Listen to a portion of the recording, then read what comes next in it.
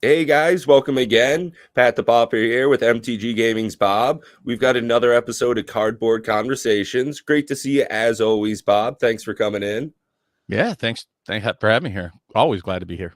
Yeah, and we just love hanging out, chit-chatting about Magic. And right before the stream started, Bob brought up a great subject. What if WotC started releasing print run? Uh-oh. Oh, come on now. Uh-oh. Do we lose connection? Did I lose connection?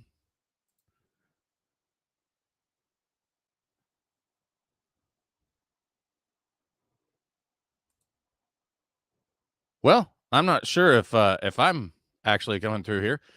But what Pat just alluded to for the beginning of the show, I was talking to him about what if WotC released the print run numbers? How would that impact the community? How would that impact the finances? When we take a look at games like Flesh and Blood, they release their print run numbers, and they're a pretty new game. They've only been out for, 3 years now? Yeah, I think it was 2018 that they started producing. So yeah, we're into their 3.5 year mark just about. And they've been doing pretty decent prints as well. They've had a decent release schedule, not going in too fast. But one of the things that they've been doing is exactly what we've been talking about, is letting people know the print run numbers. So getting an idea of the collectability, just pure statistics, how many of a card exists, which is phenomenal to see, a huge change for the secondary market. Well, I'm not exactly sure what all numbers that they have released over at LSS Studios. Well, I guess that would be redundant. LSS. I know that they released the print run numbers for the alpha boxes for the first 3 sets, right? The Welcome to Wraith, the Arcane Rising, and the third one. They're actually the only box that I have from the alpha set, but Crucible of War. I don't know if they've released their unlimited print run numbers. I'm not sure they even know, to be quite frank. And I don't know if WotC. I don't even know if WotC keeps those tight of controls, especially considering that they slice and dice out their print runs to different factories around the world. And I don't know how accurate of an accounting they actually get from all of these. But I would figure they would kind of need to know what their expense ratios are for how much they're paying the print factories and how much product they're actually getting to market, right? Because there's always loss in any product. There's going to be loss between absolutely, between the printer and the time it actually hits shelves. You're going to have trucks getting into accidents. You're going to have shipping cartons falling off into the ocean. Something gets wet. Yeah, something's left on a dock. Yeah. Right. Yep. So I would imagine that they have to have some form of numbers, though, just for purely accounting, especially being part of Hasbro. However, what I was thinking about is more or less, how does it affect if they were to release the numbers? Would it hurt the actual secondary market, or would it help the secondary market? If anything, I am a huge believer in that it would be beneficial, that by allowing people to know the scarcity or lack thereof, that it would create a more stable secondary market. Once people start cracking open packs to see how available a certain rare or mythic is, that's when we start seeing the prices become stable, once there's a huge flush in the market. If we knew reasonably quickly after release how many of them were, how many of them there are, how easy they are to get, and I think it would definitely change the way that people go through it, possibly even rip more wrappers, because they know that you have to do it by pure chance. Actually, I would almost, and I don't want to say play a game with it, but I think, first of all, it would be a very difficult thing to wrap their head around, considering that, they're in print for, generally between 18 and 24 months for most standard sets. Others are various, time lengths that they're actually in production still. But I think that it may hurt some of the sets to realize, oh, crap. Like, if we just suddenly found out that Ikoria had double the number of boxes that Throne of Eldraine had, you know what I mean? That I think that it would help some products and hurt others secondary market, but long after they've gone out of print. And I think they should release the numbers at least, I think, reasonably within a year or two after it's out of print, right? After they've collated good solid numbers and they don't come back and say, wait, no, it wasn't this many boxes, it was this many. But I Or do when think that, when they decide to say that they're no longer printing it, to say what their final print run numbers were. When they're closing it all up, put your sheet out. Let us see what happened. I'm not sure that they know is what I'm saying. So Hmm. give them a year to collate all that data and get, good solid numbers rather than pull a number out of their book. But I think that in the long run, it would, like you said, give more confidence to the market so that it's not a pure guessing game that, 15, 20 years down the road, maybe 25 years from now, we might get numbers on the actual print runs like, the antiquity sets and all those from way back in the day. I think if you could get the print run numbers within a reasonable amount of time, which would be, 5 years from release, that's not too unreasonable. It gives them No. gives Yeah, them 2 years especially to at put that it in point print in time, and yeah. another couple of years to get the numbers, solid. I think they could probably do it within like 3 years from release. I think would be realistic that they could do. But it was, it was one of those things that they've released some of their print run numbers on some things, some of the special products. We know that there was like what 11,000 of the Plane Chase anthologies sets or something like that. Rudy had some numbers on it. Oh. Um, Hmm. so it's kind of odd to me that they don't do that as a data point for all of us to like now that it's become almost a real financial investment for investors, that having good solid data points I think would help solidify that market. It may drive down some prices on some things. Don't be surprised, folks, if they give us real numbers and you suddenly see, oh man, they print twice as many specialty Yeah, products as we exactly. thought we did. Well, that We might be always one do. of the reasons why we see that air quote bulk rares are worth so very little, is because the print runs are incredibly large on some of these items. You know, Yeah. but it's surprising just because of the amount that they're putting out, like Grim Tutors out of M21. Those just seem to continue holding their value. Same Fire Emancipation, Terror of the Peaks. There's not a lot of them out there, it seems like, but you get so many other things that are just trash bulk rares. Same with almost every set. It would definitely be really interesting. It would be a more interactive experience, I guess, with the customer base. I think it would be more of an investment. First off, it doesn't cost them any. It Mhm. would cost them very little to collate and publish those numbers. I'm not gonna say it Yeah. wouldn't cost them anything because you're gonna have to hire somebody to do all that stuff. So you're gonna have something in place, but it would be minuscule It feels cost. like that should just be done in good marketing, not, Good faith. good Yeah. bookkeeping. Just being able to say, "Hey, this is how many we printed of this or that." They almost must as far as accounting, because they're paying someone else to produce them. So there's almost gotta be a certainty of how many are coming out, because they're paying probably per sheet, something like that. Yeah, I think it would be like a good long-term investment Mm, back into the community. You know what I mean? That it would be sort of a sign of good faith and hey, this is a long-term partnership. I think that's really what it says, is that this is more of a sign, a gesture of a long-term partnership between WotC and the actual playing public out there.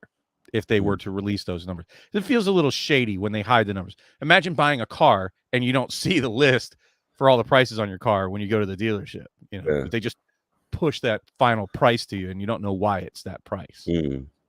That's part of, like, when you play actual lottery, those scratch-off tickets tell you the chance on the back to get them.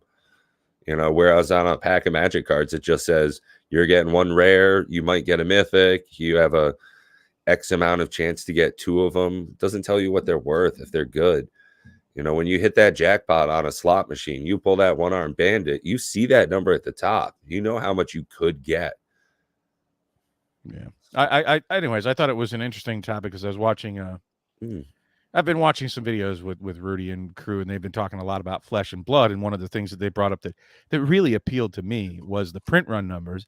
And it's something that's always mm, irritated me about WotC is that why? Why do you hide the print run numbers? Like the world's about data now. Why are you hiding yours?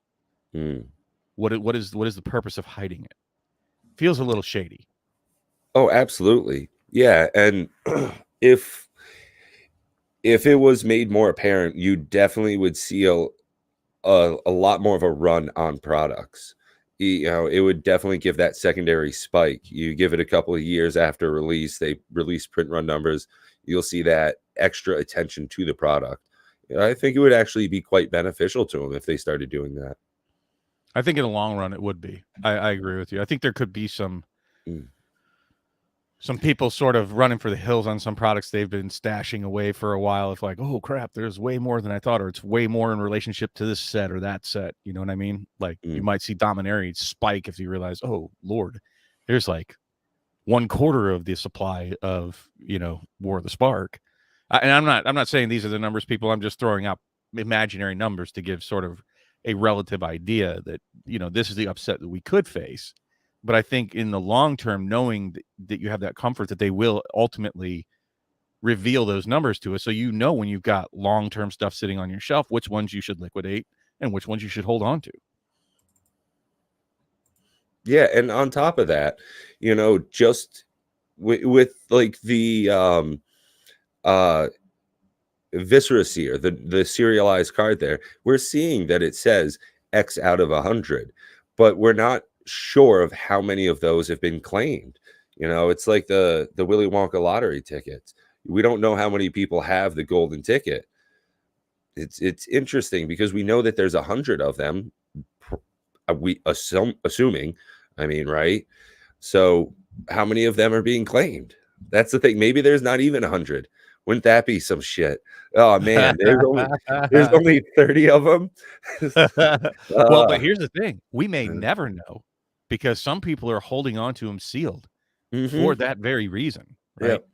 So, and that's the beauty of it, and that's what I love about sealed. That's why sealed, people. I really hate that people don't get the concept.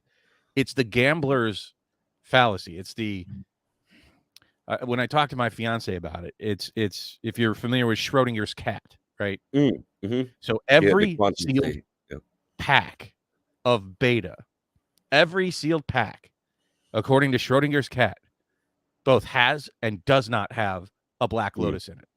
Exactly. Yes. Right. Yep. So, and if you watch that opening of that $250,000 opening last week or so of the beta box, if any of you watch that, there were a lot of people on stage. Come on, Black Lotus! Come on, Black Lotus! Every pack that was getting open, and that's why sealed will always rise in value versus the actual set. Additionally, what causes it to rise is the fact that people are cracking it. No matter what set it is, it becomes more. Every set has a limited print run. Every set, every single set that ever has been and ever will be, will have a limited print run. Yeah, at some point they stop making it. Yep. Absolutely. And that's why sealed should and will and should always have more value ultimately than the value of the cards that are in the set. Right. And that's, I think, one of the reasons why we see long-term the investment leaning towards the sealed side of it. Not so many people, don't get me wrong, lots of people do. I myself have some reserve list cards here and there, but I feel as though the best way to invest in the future, as far as this, category goes, sealed product is absolutely a superior way. Yes. So, anyways, so you're in line with my way of thinking that they should release the numbers and let's see what happens to the markets. I think they could cause some itchy feet out there. A lot of the speculators and whatnot that because there is this mysterious number of things being printed, that some people will take advantage of that. I think even if they did only the boxes, how many boxes came out, I think that would be a fine appeasement to the secondary market. Not saying how many, Ren and Sevens were printed, nothing like how many Jeweled Lotuses were printed out, just how many boxes were made. I think that alone would be quite interesting to get. Which is an interesting, topic in and of itself. Because you look at something like an Urza Saga box is what, like 15, 20 grand? Yeah. Something along those lines. Yeah. But the whole set, which is not even possible to obtain in a single box, doesn't come up to an EV of $15,000. Even close. Yeah. Not even close. right? Yeah. So, having the card run numbers is one thing. Having the box run numbers is a separate thing. And I'm not saying that they reveal all data to us, but, at least give us a show of faith, either the number of total cards printed, or even if they don't tell us which ones and how they broke down, like how many mythics, how many rares, because that gets a very sticky situation. Like there are many uncommons that are essentially printed either rare or mythic, right? Open a whole box and you don't even get that uncommon in it. You're like, what? How is that possible? Yeah, 3 visits. You don't see three of 3 visits in a 3 visits doesn't visit 3 times in a box? Sure. Say that 3 times. But yeah, I mean, these are all different numbers, but I think that the more numbers that we have as a buying public collector, base, I think that helps. I don't think it really helps the players per se as much. It might, to a degree, depending on what format you play, like Nikachu, who's Always in in the modern, game. that over the long run, yeah, they will get a better grip on the prices of their cards. But I don't think it'll help like the standard players. I'm not sure how it would affect like the EDH players, but it certainly will affect the investors and collectors if you started publishing the print run numbers, or at least publication numbers of boxes. And then let's see, what is our next topic here? So just like that, inspiration in a topic, inspiration in a deck. What is something that inspires you when you're looking at making a new deck? Is it watching something off a YouTube video? You see someone on the command zone? Sometimes that makes me want to do it. What we've done at work recently is have other people pick our commanders. That way it's something that's got decent power to it, but you know that it's going to be lively for the pod. Make sure the play group's going to be pleased with it. I could definitely see for standard, as you're going through the meta's changing so much in the format. What is it for you, Bob, when you make a commander deck? I'll be quite honest with you. It's usually the newest set will have either some commander card or some combo card. It's kind of, I guess, strange. Or maybe it's not so strange. I have a lot older cards, so I'm missing a large chunk. Especially around that Lorwyn era, I was not involved really at all. So there's massive holes in my Magic knowledge. But oftentimes it'll remind me of older cards that a lot of people aren't even aware of or have forgotten about, and I'll see something like, wow, that's going to play well with something. Something that I recall. So like, for example, the Soul of Eternity that came out, I think it's called Soul of Eternity, that came out in Commander Legends. It's very much like a Sarah Avatar, but it's kind of like even an improved Sarah Avatar-ish. It doesn't always go back into your library, but you can encore it, right? Now, I was pairing that up with the, I think it's called Angelic Chorus from Urza Saga, which gains life when a creature comes into play. You gain life equal to that creature's toughness. Well, the Soul of Eternity's toughness is your life. So immediately when it comes into play, you just doubled your life. Yeah. Now, if you do that, throw it in the graveyard immediately, somehow sack it, and then encore it, there's going to be 3 copies that come out into play. Oh, Jesus. Yeah. Right? And then so the first one that hits the board doubles your life. Then the next one that triggers from the encore will double it again. The next one that comes out after that doubles it again. And the third one. Be so I mean, couple hundred pretty fast. Yeah. Oh, yeah, like hundreds, if not more. I'd have to do the math. But yes, and then you put that into play with another older card, the Aetherflux Reservoir. Oh, yep. What a fun one. Right? So you can see like that, and that's how my mind works. Like I saw the Soul of Eternity, and it immediately starts connecting dots with other pieces of Magic's history. Right, some little shenanigans that are going on. And that's not a commander itself, right? And that's not really even a commander sort of center. But you're only going to play those cards in commander. Like there's no way they're fast enough to play in any other format. Right. Yeah. So those are some of the things that I look at, like the newer sets as they start adding to the cart catalog.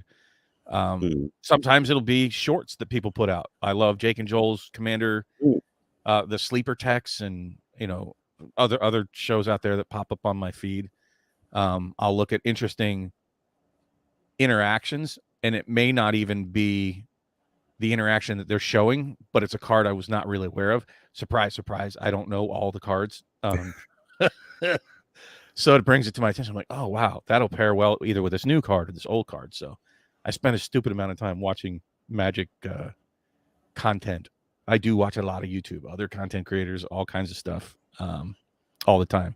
I really should probably do more in real life. I mean, I definitely watch a lot of YouTube in general, but I've been doing a lot of video gaming lately. For some reason, whenever I'm in a bad mood or something, going out and killing some zombies or destroying some demons always seems to get me in a better mood. So YouTube has definitely got a wealth of information, though. Between shorts and Commander gameplay, you're constantly being introduced to new cards. One of my favorites I saw at I think it was Command Zone game was Defense of the Heart. Old school card, super, powerful, cheating some cards right out of your library onto the battlefield. And if it wasn't for watching a YouTube video of other people playing, no way I would have ever known about that card. Yeah, I mean, those are certainly great ways to get inspiration, as you were putting it, for either deck techs or parts of decks, or sometimes even just tweaks and improvements to decks. You can get inspiration to revitalize an older deck through many of the same things. I generally don't like net decking. That is certainly like the lowest on my list. It just doesn't feel good if I build a deck that's completely somebody else's and then pilot it. Yeah. I see what you mean. I want my fingerprint on my decks, whether they're good or bad. I want if it sucks, it's gaming bobs suck. No, I know what you mean. I have a buddy who did exactly that. He saw a video on the internet, just clicked buy list and just bought, picked up the $150 and just bought a complete deck list right off the internet. And there's just no real it doesn't have the same feel to it. Every once in a while, I watch was it Commander's Quarters, and he does an incredible amount of deck techs. Every once in a while, I think, hey, it would be fun to play, that exact deck. But to go out and do that habitually seems like it would take away a lot of fun of the game. Yeah, don't get me wrong. I'm not bashing people for doing exactly that, net decking. And let me tell you, in competitive play, if you don't net deck, you're going to lose. Like, sorry, just the wisdom of the crowd. People have worked out the best combination of cards and the best way to play them and the best sideboards. I don't even begin to pretend that I am a competitive player, much like Nikachu is a competitive player from last week. I don't think he would enjoy playing against me at all. I'll let you win. Like, it's okay. Yeah. You got me. Oh, you got me again. And the next game. It's like, that's not why I play Magic. That's not what's in it for me.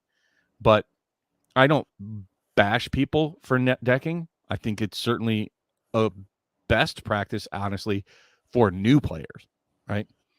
I don't think a new player should necessarily just stumble through like, oh, here's the cards I have and try to make them work. You're going to have a miserable experience. You're not even probably going to learn the interactions of cards. So I think for newer players, pre-cons, net decks, and I think even Nikachu mentioned it. He's like, go look at the top, one of the top decks, buy list everything, and play it that way and get into Modern that way, and you'll be competitive right out of the gate. So, time and place for everything. It's just not for me. And, now that you've mentioned precons, one of the things I was having a thought on earlier was that as you're building decks, what's that? You said you had a thought. I was like, stop lying. Stop lying. Yeah. I flipped a coin and this came up. So that a lot of difficulty I have in my pod is that as we're building decks, the power level constantly fluctuates. Even as I go through my my sleeve of decks, if I flip pull out deck number 2, huge difference in power than deck number 3 or 4. Whereas number one, ooh, you don't want to play against that one. You'll cream me every time. One of the great things about pre-cons is nowadays they're all pretty standard. You have a consistent power level from one purchase to the next. I kind of like that. I've been looking at doing a pre-cons day with a couple of my buddies. You know, we all spend the $30 to buy a pre-con, $40 or whatever it is, and then we just play it right out of the box, just like that. I think that'd be I love kind of pre-cons. yeah. Yeah, no, I think pre-cons are fantastic. Especially, that's actually my number one suggestion. I think I even got into it with Lance on his stream, talking about somebody getting back into Magic after, like a 25-year absence. Commander wasn't a thing back then, but Commander is certainly the thing now, right? Absolutely, yeah. And so if you're gonna recommend to somebody, how do you get back into it? And he was talking about, well, get back on Arena. I'm like, oh, that's a great way to make them hate the game Yeah, in a right. new way. Yeah. It's nothing but net deck and no interaction with people and no talking. And okay, I'm not going to bash Arena anymore. I'm not a huge fan of it. I think for somebody that has never played before, playing the tutorials are great, and maybe trying a couple of games to go, oof, yeah, okay, it gets serious quick. Oh yeah, absolutely. However, getting into Commander. So where do you even begin to recommend? I told the first thing was, and if you're watching this, guys out there, the Command Zone, love you guys, awesome. Please reach out to us. We'd love to have you on the show. I think that is a stellar way to get somebody that has never played or is just getting back into the game to watch it, to see what is a game of Commander. Right? What does it even look like? They talk through their steps. They talk through a lot of the internal thought processes of why they're playing things, or an interaction that could be coming like, oh, we better stop this card because it'll combo off in this way. And you're like, what? And then they'll tell you how it does it. So yeah, it makes you aware of how not just the game is played, but some of the game theory behind it, which is really big. Getting a concept of why this exchange is happening instead of just how it's happening. And politics, they cover the politics in Command, which actually I see way more politics in their games than most games of Commander that I'm in. A lot of people tend to poo-poo on politics. Like, don't make that deal with him. It's like, yeah, we get that a lot, but it's definitely some of the funnest parts to Commander for me, especially if we're having beers. It gets real fun at that point. We're definitely doing the whole, hey, how it's not so much politicking as it is a really messed up form of persuasion. Like, my smothering tithe isn't really that big an issue, but oh man, you got to take out his soul ring. Trying to fool one of your friends with the dumbest maneuver like that. Oh, I think it really becomes fun. And, 1 versus 1 game, you just don't have that kind of a mechanic. Just another great reason to be playing EDH nowadays. I don't know what to say, about other formats, but I've said it on our show here that I pretty much don't have an interest in non-multiplayer formats at this point. And I'm a big co-op player, just in other games, whether it's video games or other board games. I'm a big co-op. So the day that they would release this, and what I've learned is that I'm unfortunately like just a number in the crowd, man. I'm just another number. That I'm one of those guys that likes the Care Bear servers. I like the games that are easy. I'm a casual player. I'm not one of the elites. So I hate to break any hearts out there. Gaming Bob is not an MTG elite. Never has been. Never will be. It's not. You're not out there sculpting around the top 10s. No, you're not trying to get into the MPL or anything. No. And maybe it's because I'm too immature and I can't be that competitive and still be a good loser when it's not competitive. I don't give two farts if I lose, or 2 skips of a stone if I lose. When I start getting competitive and there's something on the line and that competitive nature starts coming out in me, it's kind of, coming to the dark side. And I don't like that aspect of myself, and it doesn't feel fun at the end of the day, which is why I got out of competitive Magic many years ago. Yeah, I started just like everybody else. Had starry eyes. Oh man, I could win, a case of Urza Saga. When I went to the pre-release tournament in Vegas, and I, getting crushed by an 8-year-old sitting across from me was, pretty disheartening. Yeah. Oh, It's like, all right, yeah, yeah. this is not good. It's not. I felt so bad. I wanted to just punch an 8-year-old kid. A grown man should never want to punch an 8-year-old kid, but I Nope. wanted to. But yeah, and that's what I'm saying. So I enjoy, the commander games. Yeah. As long as my deck does a thing, as long as I do something. Hate when I just Mm, get mana screwed or just board wipe, board wipe, board wipe, board wipe, board wipe, yeah. and or counterspell, counterspell, counterspell. It's like, no, I don't like those games. Yeah, I just want to be able to have, certain interactions. I want to draw cards, put them on the battlefield, turn them sideways, put more cards out, turn those sideways. It's just part of what I'm expecting out of a game of Magic. And I was actually just talking with some of my friends from my pod the other day. When someone counterspells your commander, it gives you the worst feel in the world.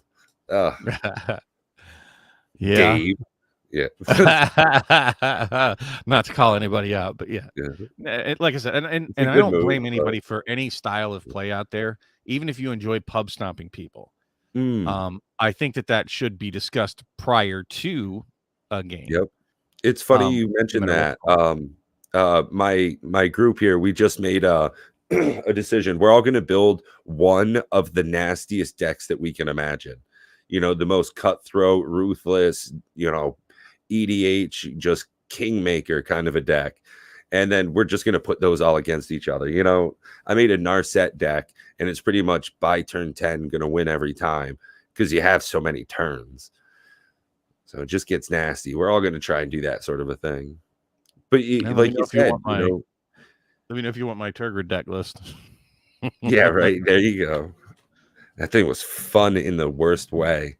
What, mine? That was not Yeah. fun. When I have to apologize before playing every card, I was even holding back on some of the cards. Like, I can't do this again.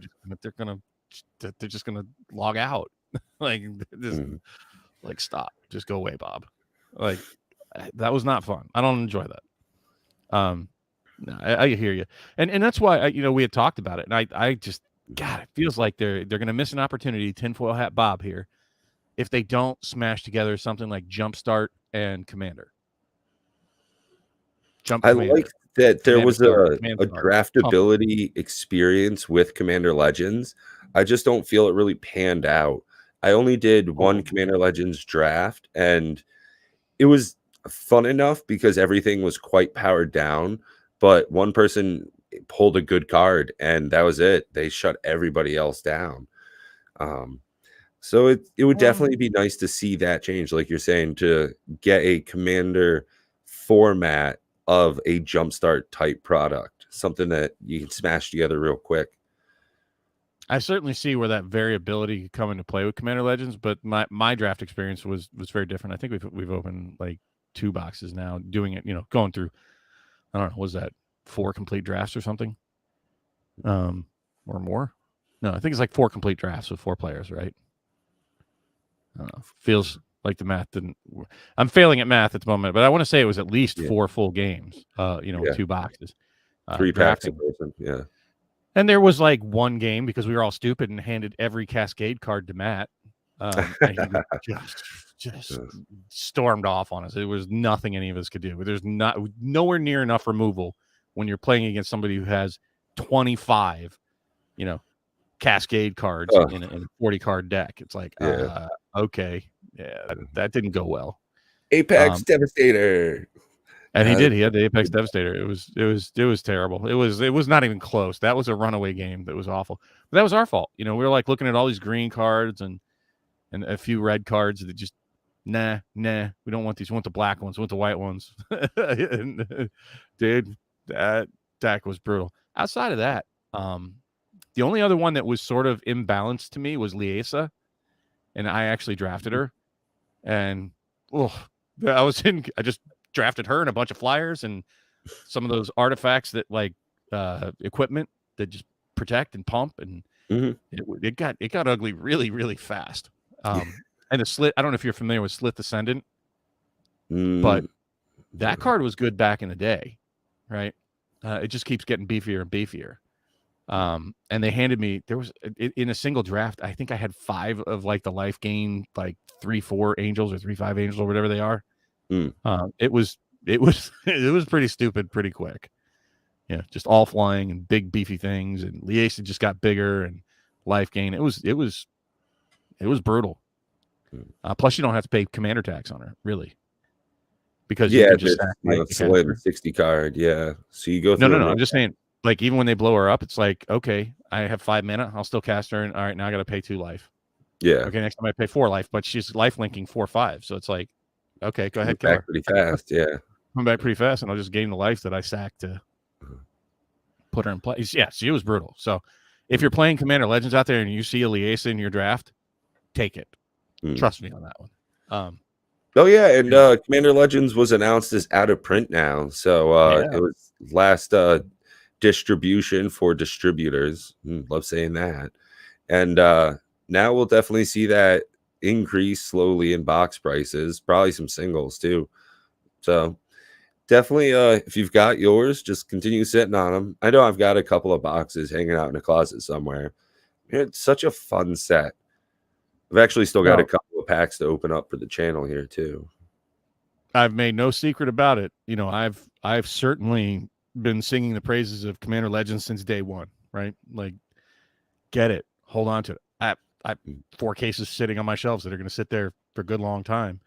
I've been telling other people behind the scenes, other content creators, if you don't have, I said this, I started saying it about a month ago, maybe a little longer. I was telling other content creators, if you don't have your position in Commander Legends, go get it now. Because I think Rudy told us when he got that last pallet, and it was just like, even then he said something about it being a small distribution, and this is the final pallet and all that. I'm like, okay, that's the warning shot across the bow. Rudy is a shiller for sure. You know, like he has a purpose, but he also gives out a ton of good information, right? So if you pay attention to those things, you can really benefit. The flip flops and the tacos. There's some info on spreadsheets. Oh, and he gives it out. Like, I don't know why. Like, that baffles me. Why, Rudy? You know, you're a cardboard. I'm no cardboard empire. I'm a cardboard hoarder. I'm not an empire. But you know, he gives out some really fantastic information. That's why I bought 3 collector boxes of Commander Legends. He kept talking about the scarcity of it. And I got them for $220 a piece, you know. Dang. Yeah, there you go. So anyways, yeah, if you don't have any and you want some, I would say this is one you want exposure to. If you want some, you better get some, son. Yeah, because I agree with you. I don't think, you know, I'm hearing people out there, you know, I've been watching some YouTubes, and, you know, people are talking like, oh, it'll be $200 by the end of the year. I don't think so. I don't think so at all. No, I think it'll probably see like $150 or something. I don't even think that. I think it's probably going to be very similar to like the path that Throne of Eldraine is on, right? And even Throne of Eldraine, you can still pick up at what, like 120, and that's another set. If you don't have exposure to it, I would. You know, that's going to age well. I think that with the upcoming Commander Legends 2 Battle for Baldur's Gate, I think we'll definitely see some change in this most recent release of Commander Legends, the pretty purple packs. So I'm not quite sure what it's going to do. I could see it going up depending on what they're going to put in the Baldur's Gate set. You know, that one's been tweaking my melon for a while. I don't know why. And this is complete left field. No sound information or scuttlebutt or whispers. Yeah, right. Hey guys, this is not financial information. No, you know, this is just, you know, a happy fun time talk about channel. Now I have tell me more, Bob. I have a sinking feeling that they're going to water down Baldur's Gate. Yeah. And for a couple of reasons. First off, you can't keep putting banger products like that out at that price point. So one of two things I think has to happen. Either we're going to see an increase in price for Baldur's Gate from Commander Legends. That Commander Legends was essentially at the standard price, right? And has been, still kind of is. Yeah, and it's a master set, basically. You know, you manage drain. Like, you just don't see these cards in standard sets. Like, the power level is crazy. Forget about the other Commander cards. Even after the Hold Breacher ban, you know, that was one of the $20 hits, and now it's down at like $2. Even after that, you're still getting good EV out of this product, which is just completely surprising. Oh, and if they ever unban Hull Breacher, oh You know, boy. it's not bad if you're not doing wheels, if you're not doing crazy shit. Like, Even it if by they do, itself. Yeah. even if you do wheel, right? Even if you do crazy shit, that's why they make counter spells. You know what I mean? Yeah, That's why right? Jinja Taxis exists out there in Kamigawa. Yeah, single Um, target removal. Yeah. you know, there's so much you can do. That ban didn't make a whole lot of sense to me. Uh, But it is what it is. yeah, ban There's a lot Soul of Ring. unfair interactions. Any infinite combo that goes off on a spell cast, if it's not countered right away, I think falls into that exact same category, right? Mm, I don't understand. Anyways, that doesn't matter. What I'm saying is I think that they really juiced Commander Legends 1. And I think that with the Baldur's Gate IP stapled to Commander mm, Legends 2, they're going to lean into that a little heavier to just kind of yeah. like, we can entice people by just the IP on it. Let's see Right. how Yeah, much like that what they had IP. done with, the AFR set with Mhm. Adventures in Forgotten Realms. They leaned so heavy on portable hole, you happen upon some goblins, you know, don't split the party. Some Tiamat. Yeah, right, leaning too heavy into that, and I could definitely see the same thing happening with, CL2 Baldur's Gate, that they lean a bit too heavy into it. Yeah. We I'm could just get saying I pretty. have a sinking fear for that. Like, there's nothing. I haven't heard anything on it. I haven't seen any of the cards. I don't know anything about it, just like anybody else. Mm, mm, But I'm worried a little. I'm cautiously optimistic for Baldur's Gate 2. The one that I feel like just, you know, nail me to a cross here if I'm wrong, but double flippy masters, that's it. That's if you're going to spend money this year, that's where it's going to be, guys and girls, yep. you know.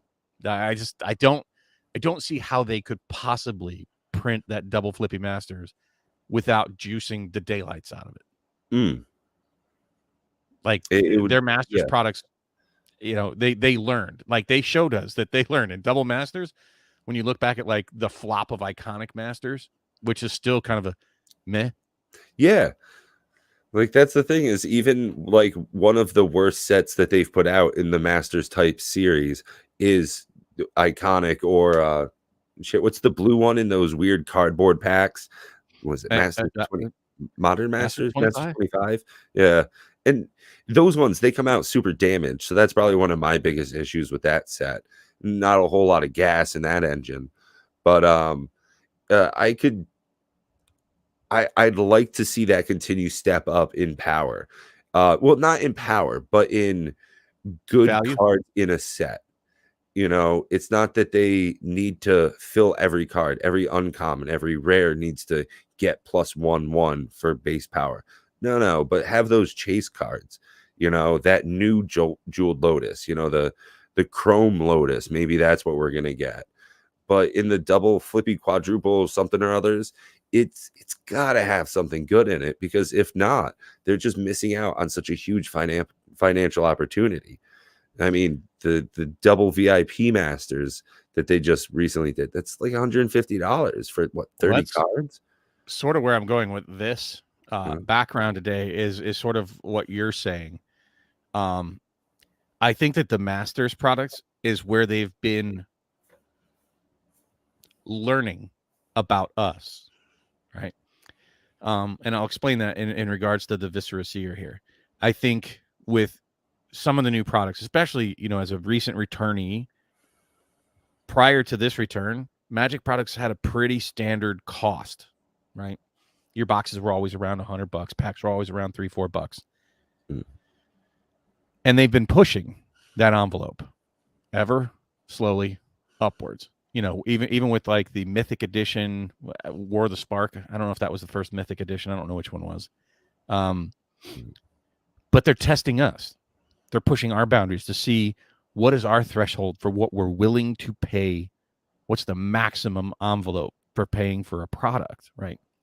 You can't really push that envelope with a Your standard set. regular draft. Exactly, with You're your probably regular. not going to push that envelope with your commander precons. Although they even started in the last secret or one of the most recent secret Yep, layers, yep. $100 precon. That is the most expensive at release precon commander deck they've ever put out.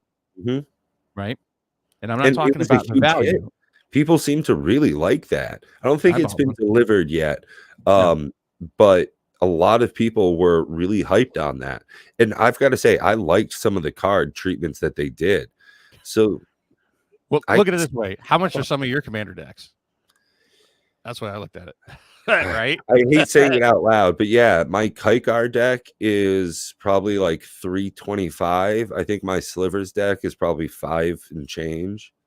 Okay. Yeah. And So then, yeah. that's my point. Like commander decks, if your commander deck was $100, you'd be like, wow, it's pretty cheap. Yeah, it's Um, my buddy was just over here earlier. Crazy, he drove out in the snowstorm we're having. But he was saying he's making an air quotes budget deck, and altogether it's going to be under $100. Every land, the commander, every single card under $100, and it's just a Volo deck because mutate cards are so damn cheap that he's able to get that together for a pretty low price. But when we do our proxy stuff at work, our pod is got a limit of $250. And that seems like a pretty fair value for including cards into a commander deck. so I'm sure that WotC is very cognizant of, Hmm. the fact that most commander decks are pretty pricey. I think that's a fair and unbiased statement. So it's not surprising, and I know it was shocking to see. Wow, this one secret layer is $100 for one deck. Well, yeah, it's a commander deck. So Yeah. Hey, um, Endless Baggins, it's good to actually have you here in person. Man, this guy or gal leaves some incredibly good comments. Sorry, I haven't really gotten back to you, but EB, man, big ups. I gotta say, definitely knows their shit. nice. So I think that's the product they use to push that envelope. The Masters, the I think that the Modern Horizons, if they continue that line, which I suspect that they will, or at least a straight to modern set, that they're going to continue to explore the envelope of how much they can charge the public, and public will still buy it, right? Of course, they want to see that. They want to push that envelope and see how much their business, how much can they charge us, and we'll still okay, I'll buy it. Well, that's exactly it. Why earn 5% when you could earn 8%? It just easy math, make more money. That's one of the things that in corporate business that's you just hear, hey, if we can charge more, why don't we charge more? In the last 2 years, as far as this whole pandemic is gone, some companies are making more than ever. They're running just south of price gouging, and I hope we never see that from WotC, but I don't see why they wouldn't keep increasing prices until they get to the point where they price out consumers. As negative as it sounds, that's just the smart way to do it from a business. I Yeah, think this is part of that puzzle, right? So they took a card that was, what was Viscera Seer? What is Viscera Seer? Like an 8-cent, 10-cent, 15-cent, I want to say card? sub 13. Yeah, like it's less than a dime some days. But the one that's serialized, right? They wanted to see, will the market accept it? What will they set for the price of a 13-cent card that's super rare, chase, and special? Look at Hidegetsu, right? How many people are saying, oh, Kamigawa, thank God they printed, Hidegetsu. That's a baller card. But everybody wants that pink neon or red neon, whatever you want to call it. Right, yeah. That's a couple $1,500. $1,000. Yeah, It's they're, and I think that they're targeting those cards specifically for that reason. Like, how would they react with even a crappy card that's super special, right? I don't think that any of this is accidental. I think that they're testing the market, see how does it do? How is this secondary market reacting to what we're doing? They probably paid minimally more, even if it's special printing for the neon ink. I guarantee you they aren't paying like $100 to print one of those cards. It might increase it from like 5 cents a card to 10 cents a card for them. Right, even if it doubles up their price for a super special one, but they only print 100 of them, whatever there is. And I don't know what the number is. Yeah, right. No one does. And that again, like we started like they're tweaking and testing and poking and prodding and checking to see what we'll accept with like the reserve list, cards that are better or close to or printed in a different product, or trust me that they're testing us as a buying public.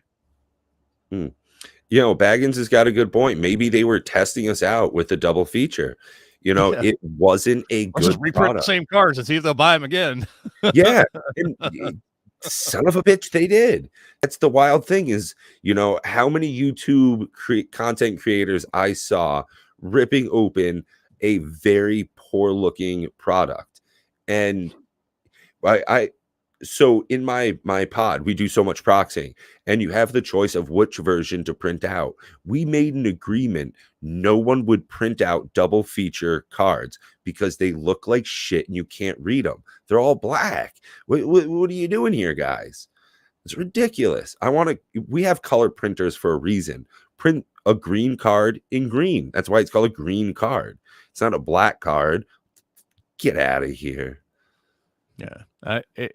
Then you must love those full art, full text lands. Ugh. I thought it was a joke the first time I saw it. You got me going, Bob. So yeah, good. I Honestly, yeah. Hey, there we go, audience. I got him going. Yeah. I thought those were honestly a joke when I saw the full text basic lands. I thought it was a complete shenanigans. I thought it was a Reddit or a Twitter thing, and then the same thing when I saw the old school planeswalkers with that brick of text down at the bottom, like it was a cliff note from a book. Shenanigans. Tell me how you feel as about TJ would put it, it's shapoopy. Yeah, no, I think those are troll cards for sure. Yeah, designed for the trolls out there. And hey, there's all kinds of play Magic. Just don't play in my pod. I think that they're certainly aware of a lot of this. They would be remiss in their duties if they're not. So again, I think that they have to put the value in double masters. And as much as I appreciate your opinion, Endless Sir Baggins, and I love the name, by the way. And Endless Sir Baggins is basically saying, if you could pull that up, I would really appreciate that, about the double masters. Not the fact that it'd be a pass, but that they're not in favor of the double masters, but they're going to do something in that set that is going to make you want to buy. I wasn't going to buy Modern Horizons 2. I saw that at $200, and this will probably get you censored, but I don't care. I said at Modern Horizons 2, go F yourself. AFR is coming out. Oh wow, what a eat my own shoe, reverse my position, 180 gutless flip flopper I was, and pulled all my money out of AFR and started buying the shit out of MH2, and they did it. They did it to me. There was just too much value. It was so much fun opening. And I hate to tell you, people were saying the same thing about the Double Masters VIP. $100 a pack. Go F yourself. People would line up out the door to buy Double Masters VIP right now at $100 a pack. Oh, and absolutely. They're going to do the same thing with Double Flippy Masters. I can't imagine that they would want to miss the boat on that. They're even calling it Double Masters. Is there's money on the table. That's the wild thing, is if they decide, hey, let's not put some good stuff in here. Let's not reprint Monovault. Maybe you see Ragavan or something in there. Maybe that's where a new Dockside is going to be put at. There's so many cards that we're not even like, oh my God, they put that in there. Imperial Seal. How about just reprint an even flashier version of Demonic Tutor? People went nuts for it last time in the Japanese version. Imagine a flashy version that you could read.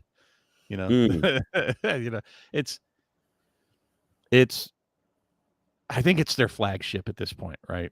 I think that these Modern Horizons Masters products are clearly their flagship moneymakers, right? And I think they have to continue to follow that path. And I feel you, Endless Sir Baggins. The economy has certainly shifted, and that's why since the beginning of the year, actually since the start of this stream, I've been telling people, save up your money. I like Kamigawa. Yeah. I like the idea and the art from Streets of New Capenna. I love the concept of Baldur's Gate. And, I have a ton of Commander. Son of a monkey! I think my camera died. No, yeah. But that's Sorry. one of the things is that if you want to be a smart shopper, that you have to know when to not spend your money so that you can spend it later on. If you know that, hey, like Baggins is saying, I've got a set budget for the year. I've got, let's say, $777 that I can spend on Magic product this year. If I know I want as much of quadruple masters as possible, then you've got to save your money for it. You can't spend that too friggin' early. Yeah. So I guess I don't know if we're saying the same thing, endless, or that. Yeah, most people don't have the budget. I'm cutting back on my budget. That. Yeah, got to. But I mean, everything costs more nowadays. Bread costs more, milk costs more, gasoline's getting more and more expensive. Everything across the board. I think it was in 2021. The finance committee had said it was 12 to 14% across the board on almost every single item compounded. It's just shit costs more, and I don't make that much more than I did before. So something's got to give, and this is one of those, Well, and I think that's what we've been, you and I especially have been talking about it, that we've been conditioned over the last 2 to 3 years by WotC that we're gonna have to get away from, the whole Pokemon gotta catch them all fever. We can't have all the cards, we can't have all the sets, we can't complete all the sets, we can't have all the mythics. So we're gonna have to be more prudent about what we do buy. But let's just put it this way. I think it's going to be roughly double the price point. So I expect them to be right around that 200, maybe 250. So just adjust accordingly. Instead of buying one box of Kamigawa and one box of Streets of New Capenna, I'll be honest, if that's a choice I have to make, I'm going to hold off and just buy one box of Double Flippy. Exactly the same for me. Yeah, and that's one of the things is that if I know I can get a higher quality product later on, it's just not worth spending my money on something less worthwhile now. Yeah. We're certainly in the wrong, I don't know if you want to call it profession, to try to tell people resist the urge from the hype train and buy and cracking packs and save your money. But that's a pretty juicy target that's down the road that makes me lick my chops. And there's other content creators that hate me for it, but yeah, buy singles, baby. The professor's right. Get the cards you need. And then when you really want to splurge, make sure it's something that's worthwhile, air quote, investable, as it were. That's my plan on it. I mean, look at the prices already of Kamigawa, how they've dropped even faster than I thought they would. And it's not that it's a bad set. I think it's a good set. And I think by the time Streets of New Capenna actually releases, Kamigawa is just going to be, okay, it was good. Next. Right. Yes. Swipe right. That's what we're in. Continue along down the road, right on to the next one, churn it out, get to the next release. And that's one of the things that you don't really see in the Flesh and Blood game is that they have a bit of a slower release schedule. I think it's like every 4 to 6 months, something like that. So you're not right up on top of each other. Magic's definitely got a huge issue with their production schedule. For me, it's too friggin' fast. I'm almost glad that they pushed back Infinity. It's a set I want. I've still got it. Actually, I was just looking. My Amazon one looks like I locked in my prices pretty early, but I want to get it. It's a great looking set. Looks like it's going to be fun to play. But you got to pull your punches, figure out what's the right product for you. I didn't buy any Kamigawa so that I can put that money towards the Infinity I want later. I bought very little. And not to, and don't get me wrong, it's not, I bought no double feature because I thought it was poop, but I bought almost no Crimson Really, Vow. Bob, you spoke so highly of it. No, never. Oh, you're talking about Kamigawa or Crimson Vow? No, double feature. I'm just being a jerk. No. Well, I'm pretty old and stupid, so sometimes stuff goes right over my head. No, and it's not like, oh, I hate Kamigawa, so don't buy it. Like, if that's your jam and this is where you want to put your budget this year, I'm just saying, we're having to be far more budget conscious, I think, this year, especially with inflation. The state of the world, I don't even know what we're allowed to say about the whole situation over there in Europe and Asia. But, that's going to affect prices of things. Not if it doesn't affect Magic directly, it'll affect all the prices of gasoline and bread and everything else around it. So it certainly does have everything's interconnected nowadays. So I'll even offer stronger caution that I still think that, you know, double flippies in the works, and I think that's going to be your firecracker set this year. I know a lot of people looking forward to, you know, Brothers War. However, I think that the real money set this year, Double Masters. Yeah, I think between the big three for me, pretty much in order of release, is going to be the Commander Legends 2. I think it's going to be a great product. There's got to be some, I think there's going to be a chase in there, which is one of the big things, again, for the releases of Magic nowadays, is to have those chase cards. You know, the Busejus, the Jin Gataxis, you know, your Jeweled Lotuses, your backward Visceraseers. I think that Battle for Baldur's Gate is going to be just a phenomenal set. Double flippy quadruples, huge. That's going to be the banger of the year. But then we're also closing out with Jumpstart 2 for the end of the year, which huge fan of Jumpstart 1. So I'm really looking forward to getting a new showing of that product, especially since they're saying they're going to be doing some anime showcase cards. Really liking that. Now, with all of that said, I don't think I'm going to spend a dime. Well, I won't say that. That would be a lie. I was going to say I'm not going to spend a dime without seeing the cards. I'm not. I've seen enough of Unfinity, plus I know enough about it. I'm comfortable enough with the 3 boxes that I ordered. I don't mind telling people what I've paid, what I bought. I bought them locked them in at like, I don't know, what was it? What did I have them at? Like $100 a box or something? Yeah, I got my Right Unfinity at 99, and 99. then Yeah, it was. Yeah, I think the collector at like 199. Yeah. I didn't buy any collectors, just 3 of the draft boxes. This is all I've got. But none of them are, you know, IFR changed me forever with Magic. You know, I have to see the cards first.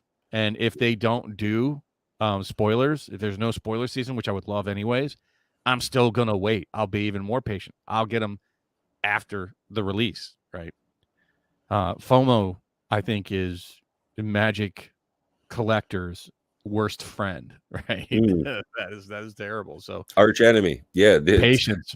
You know, instead of look at the arch prices. enemy Nico Bolas, it's arch enemy FOMO. Oh, absolutely, 100%. And look at the prices of cards 3 months after release, right? You know, most of them drop through the floor. And box prices tend to drift down from release. Usually, like that's been very typical for the last couple of years. So, minus what Time Spiral was the only one that went pew and just took off to the races and never turned back. Yeah, such a good product though. I think Moxman got that one so wrong. It's funny to hear him poo-poo on that as much as he does still. Such a fun set to open. So many good cards.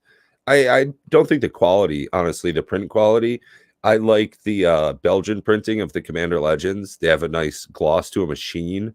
You can feel when you're sorting them when you hit Commander Legends. Smooth, silky, good cards. Whereas the TSR, they had a bit of a scratch to them, you know, a bit of a rougher print. But yeah, TSR, as soon as it came out, it went right up. Crazy how fast that skyrocketed. And never turned back. Yeah, whereas like some of the Innistrad sets that just came out. I was watching a Matt Caster video earlier. I think it was Crimson Vow is like $80 a box right now. It's cruddy product, cruddy price. FOMO's not a good thing. I locked in the Unfinity because it was delayed at that price. I was going to wait till release, but when they delayed it and I saw the spike in price for New Capenna, it worried me that there's an imminent price hike that they've talked about, you know, that WotC has released information about.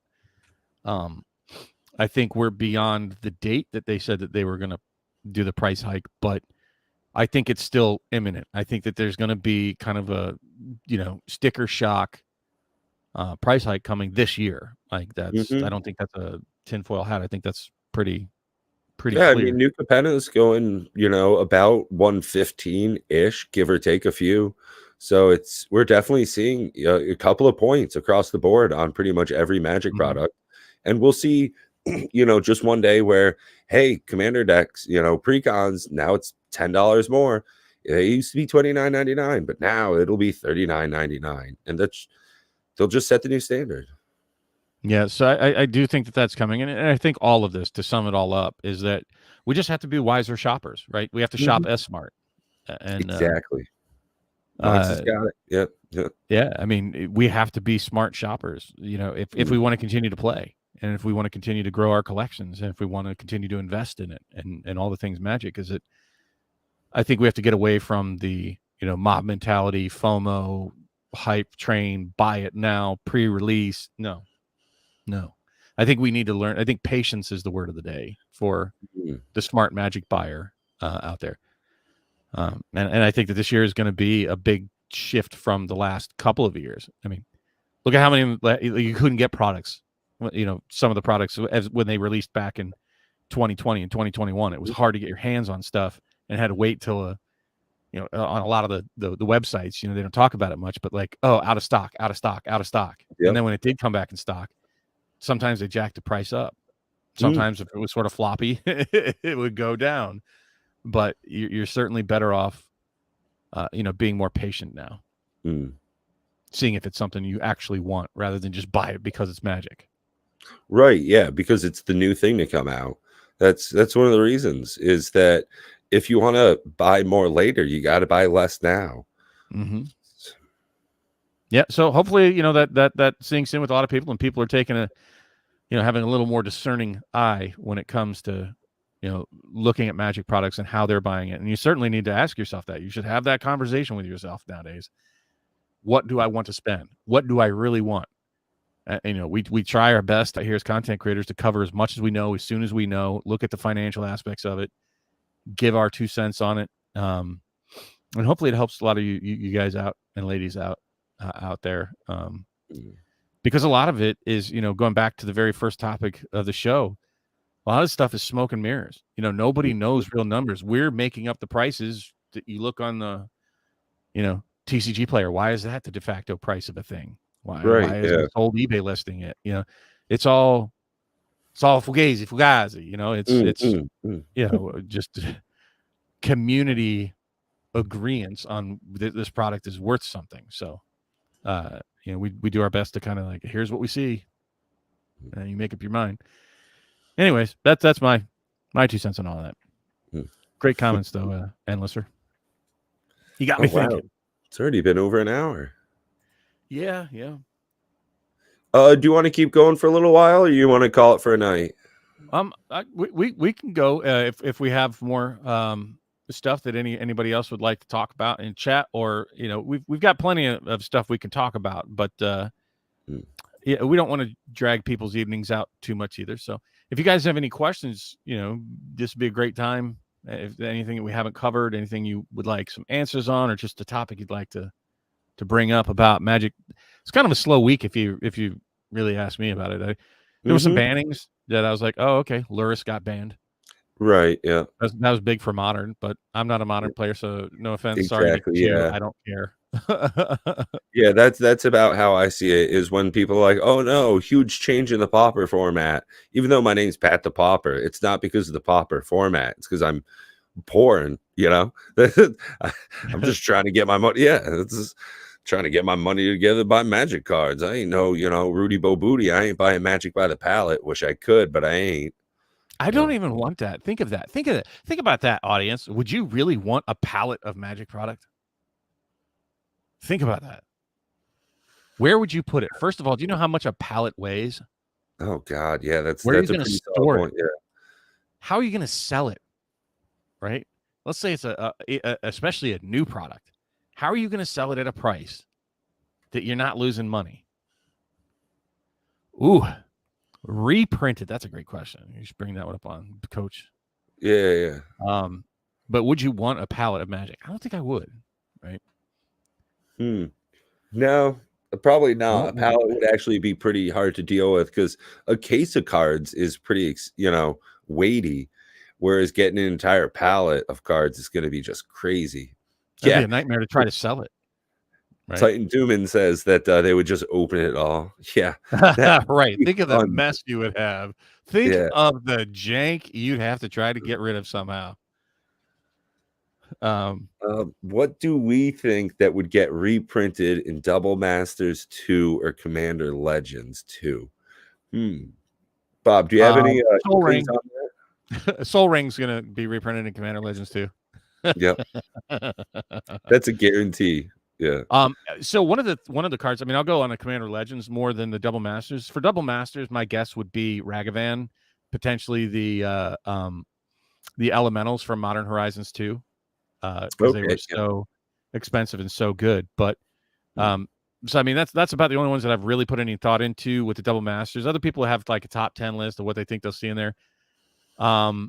As far as like super hype juice cards, we'll just have to wait and see. Some of the cards I don't think that we'll see in there. I do not think we'll see Force of Will. I do not think that we'll see Mana Crypt. I would almost guess that Demonic Tutor may make another appearance in there in a special version of it, like a full art version of it, because it's such a needed and great card. And it sort of scratches that itch instead of Imperial Seal, something they can hold on to.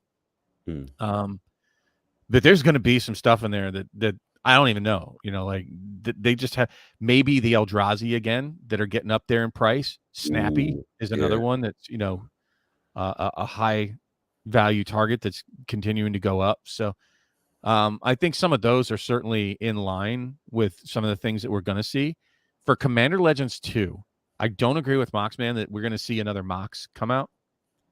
What I do feel that we'll see is potentially, and a lot of people love them, and you see them. The only time I really seen them reprinted, I could be wrong, were the medallions. You took the words out of my mouth. I was just going to get. Well, yeah, I stole your idea, but yes, I think the medallions. We'll see those get reprinted in Commander Legends 2.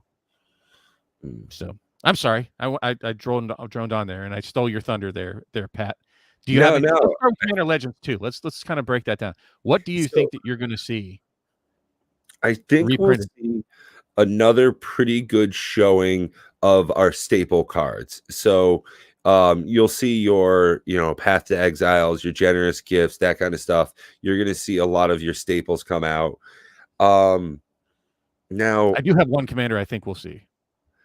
I definitely think that we're going to see the product in both regular and collectors. So we're going to see some special treatments out of the collector versions, probably more so than what we did previously. The reprints themselves, I want to say that they're going to invent something. It's not going to be a reprint for Commander Legends 2. I think they're going to. I think it'll be, you'll have some inclusions or reprints. They're not going to go all new, but I think the chase card out of that is going to be something new, like they did with the Jeweled Lotus in the last one. Okay. I think they'll do another mana producing type item. I think that'll be what it's going to be. I won't be surprised if we see the Dragon get reprinted. The Dragon, huh? Mm-hmm. Especially with the D&D flavor. Dragons. Oh, man, he nailed it there. Swamps and islands are getting reprinted. Damn, why didn't I do that? Yeah. But no, I think the Dragon could make another appearance. I don't know that we're going to get as many. I don't feel like they're going to have the number of juice cards that you had in Commander Legends 1. You might see some super hype ones, but I don't think you're going to see as many. Like, people even forget Thrasios was in there, right? Mm-hmm. Like Muldrotha. Like, Commander Legends is just such a. If you don't have it, go buy it. Not financial advice. Jeez Louise. Like, what a stupid good set that is. Yeah, right. It's not financial advice. It's just regular advice. Life advice. Go get some. Yeah, life advice. You had Sakashima. There's just so much, like, the cards that people forgot that are still just stupid good cards. Opposition Agent. It just. What a set. I don't think they can, bring the heat like they did. That's why I said I think it's gonna be good. Don't get me wrong. I think it's gonna be a good, solid follow-up, but I don't think it's gonna be a Commander Legends 1. And if that happens, oh my Lord, look out for the prices of Commander Legends 1s go whoop. Well, I'm definitely behind you on that. It won't deliver in the same impactful way as previously, mainly because they're going to be doing the book art Don't that get me they started, did please. previously. I know I Yeah, poked you so earlier, but you know how I feel about those. yeah, it'll be to me one of the most disappointing looking showcase cards as it was in the AFR set. And it's, a throwback to that. So I'm not really looking forward to that portion of the product itself. So it's going to be tough going through and seeing those. At first I didn't like the idea of the Mystical Archive cards, but when I started getting into Strixhaven, some of those look really nice. I have no issue with those. Sometimes showcase cards are just whatever. The Fang Frame cards from the new Innistrad set, couldn't care for. But I actively disliked the look of those cards in AFR.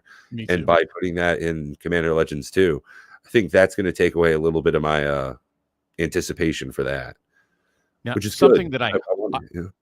I'm sorry, something I hope they I guess you could call them reprints. Something I hope they reprint, and I don't care if they call them something different, like the triomes, not triomes in New Yeah, Capenna. Don't get me shrieks. started. But the battle bonds, maybe not battle bonds lands, but the battle bonds lands, the ones that complete the cycle from Commander Legends 1. The Commander lands, where you have to have 2 or more opponents or it comes into play tapped. I hope they complete the cycle. I think they had what? Are these the enemy? No. Are they? Yes. No, blue and green No, are enemy, because are you had they? Simic. Yeah, And and you there had was Boros. Orzhov. You had Boros, Orzhov, Yeah. Simic. Are those are partner? I think those are partner. What's it? Wait, white and black's not Partner. partner. No, those are The enemy. enemies. Those are Yeah. opposites. So Yeah. I hope sorry about that. I was Yeah. brain farting there. But I hope they come out the partner ones were in battle bonds, right? So I hope that they, if you want to call that a reprint, to kind of cut down the price on the battle bonds lands comparatively to the Commander Legends 1's lands. I think that would be great. And then give them the full art treatment, which you didn't have in battle bonds.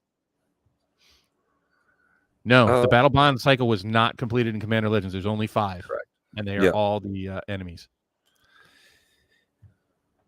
Sorry about that. Yeah, and I mean, I never really got to play too much D&D myself. I only played one game, and I was actually the dungeon master for it.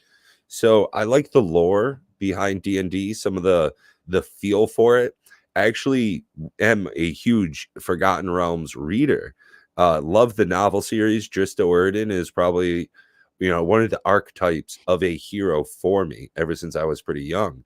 So to see the lackluster treatment that they did for the entire, Heroes of Mithril Hall was just super disappointing for the AFR set.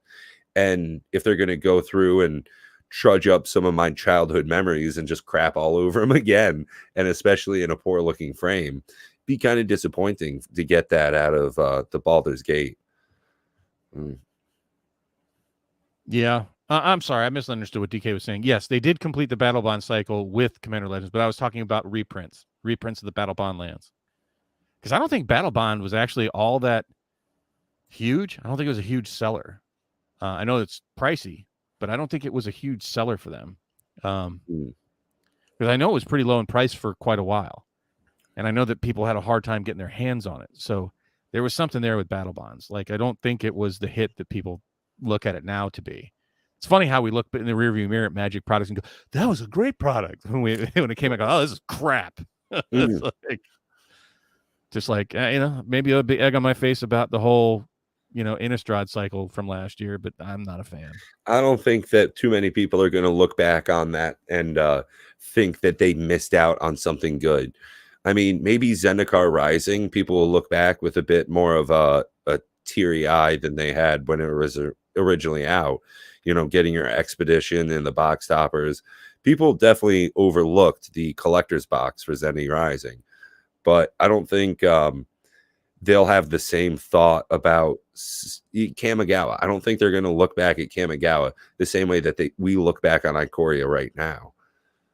No, I agree with you. Like I'm saying, the battle bond was just sort of a weird product. It didn't fit into standard. It didn't fit into commander. It didn't fit into anything, right? It's just its own two-headed giant format.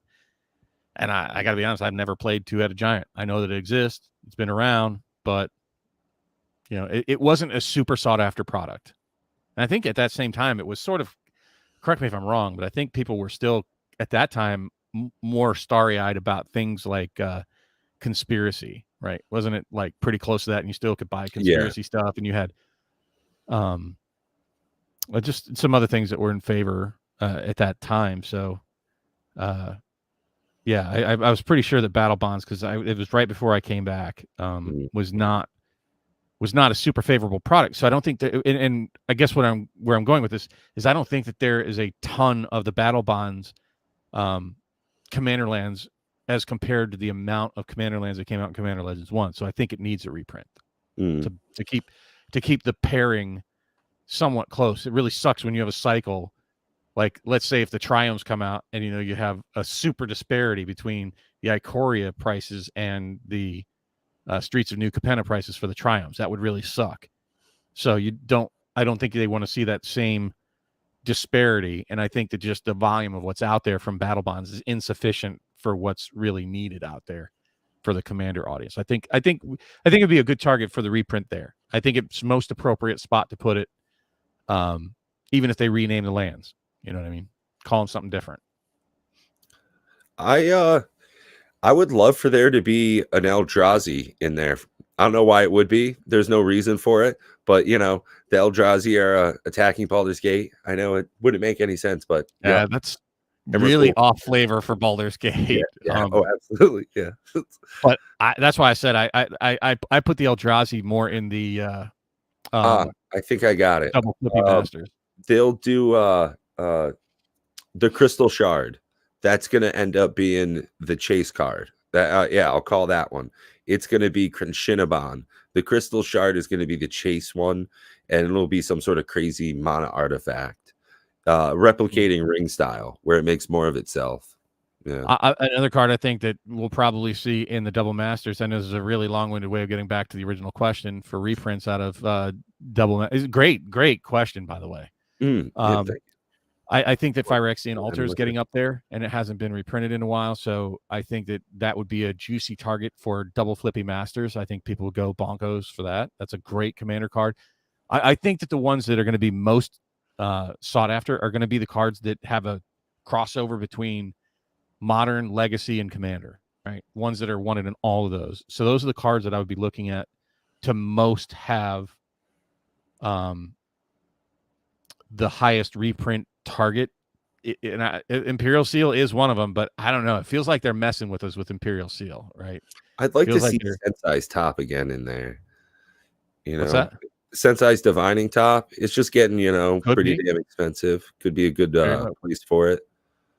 I wouldn't be surprised if they could put that in with a different name in Commander Legends, right? I think it could have a place. Gambler's Cube or whatever you want to call it. But I mean, I think that we'll see, and everybody hates Sensei's Divining Top. If you've ever seen one in a game of Commander, it's miserably slow, you know, like just constantly working with your deck and shuffling. It's just garbage. Yeah, it's a great card. It's awesome. It's powerful as hell, but it's really miserable if you have a 30-minute game at lunch to try to play. Rack is so much faster. Yeah, and even that's a bit of a dick move. I like the Fairies Puzzle Box. I don't know why, but I'm a huge fan of that card. Where you have at the beginning of your upkeep, you take your hand, put it on the bottom of your library, and draw that many cards. So every turn, So it's just you don't get to hold on to cards. If you want to play it, boy, you better play it. But it's fun because of how fast you get to go through your deck. And if you've got a fat grip, it's super good to be able to keep going through it. Do you think we'll see cards of Critical Role characters in Baldur's Gate? Oh, hey, Endless, you know, good to see you. Thanks for coming by. Have a great night. Now, Critical Role, if you mean the D&D campaign, I don't think that we'll see a Matthew character or anything like that. I don't think we'll see any crossovers from the YouTube series Critical Role. I do think that we would see critical characters people who play a critical role in Baldur's Gate there. So you'll see some like, Elminster type stuff. We were seeing some of the big floating tentacle monsters in some of the artwork that they were premiering earlier. So I think we'll see a return of vehicles and things like that, but I don't think we'll see a breaking fourth wall kind of situation. I hope we see Boo again. I hope we get a reprint of Boo. Maybe as a giant mouse this time. Oh, the little hamster. The hamster, yeah. Space hamster. Space hamsters. Yeah. But great question. That was certainly thought provoking. Thank you so much for that. That was excellent. So I think maybe until next time, maybe next weekend, keep thinking up those awesome questions. I'd love to get to more of them. We'll certainly be here next Saturday at 7 p.m. So save the date on the calendar. I know I am. Absolutely. As always, Bob, it's been wonderful to talk, and I look forward to us chatting again. Absolutely. Thanks so much, everybody, for joining us. Thanks for your time. Take care. Be well out there.